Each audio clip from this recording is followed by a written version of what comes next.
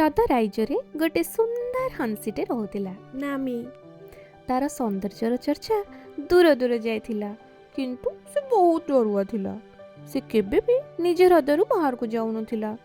ସେ ଦୁନିଆ ଦେଖିବାକୁ ଚାହୁଁଥିଲା, କିନ୍ତୁ ହଜିଯିବା ଭୟ ବି ତାକୁ ଅଟକାଇ ଦେଉଥିଲା। ଦିନେ ଭୟଙ୍କର ମରୁଡ଼ି ପଡ଼ିଲା।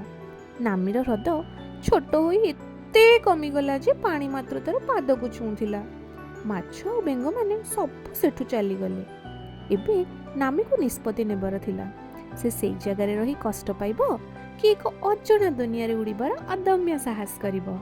ଭୟ କରୁଥିଲା, କିନ୍ତୁ ସେ ତାର ପଙ୍ଖ ପ୍ରସାରିତ କଲା ଆଉ ଉଡ଼ିଗଲା।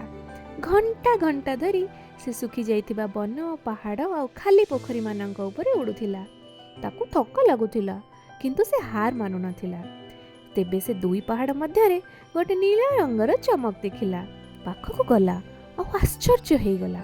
ସେଠି ଥିଲା ଗୋଟେ ଗୁପ୍ତ ହ୍ରଦ, ଗଭୀର, ସ୍ୱଚ୍ଛ, ଆଉ ତାର ଜଳ ଦୁର୍ଲଭ ଚନ୍ଦ୍ର ପଥରମାନଙ୍କ ଆଲୋକରେ ଟିମ୍ ଟିମ୍ କରୁଥିଲା। ସେଠାରେ କେହି ପକ୍ଷୀ ରହୁନଥିଲେ। ପାଣି ଆଉ ଖାଦ୍ୟରେ ଭରପୁର ଥିଲା। ନାମୀ ସେଠି ରହିଗଲା। କିଛି ଦିନ ପରେ ତାକୁ ନିଜ ପୁରୁଣା ଘର ମନେ ପଡ଼ିଲା। ଭୋକିଲା ମାଛ, ଶୋଷିଲା ବତକ ଆଉ ସଂଘର୍ଷ କରୁଥିବା ପଶୁମାନେ। ସେଇ ହ୍ରଦକୁ ଆଉ ଗୁପ୍ତ ରଖିପାରିଲା ନାହିଁ। ସେ ପଛକୁ ଫେରିଲା ଆଉ ଯେଉଁ ପଶୁମାନଙ୍କୁ ପାରିଲା ସମସ୍ତଙ୍କୁ ଡାକିଲା। ବତକ, ସାରସ, ବେଙ୍ଗ ଆଉ ଏମିତିକି କଇଁଚମାନେ ମଧ୍ୟ।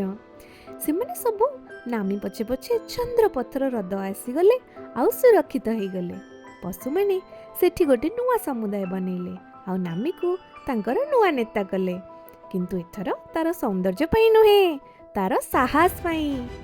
ଏଇ ଗପର ନୀତି ହେଲା, ସାହସ ମାନେ ଭୟ ନଥିବା ନୁହେଁ, ଭୟ ଥିଲେ ମଧ୍ୟ ପ୍ରଗତି କରିବାର ନାମ। ଆଜି ପାଇଁ ଏତିକି ସାଙ୍ଗମାନେ, ପୁଣି ଦେଖାହବ। Bye bye.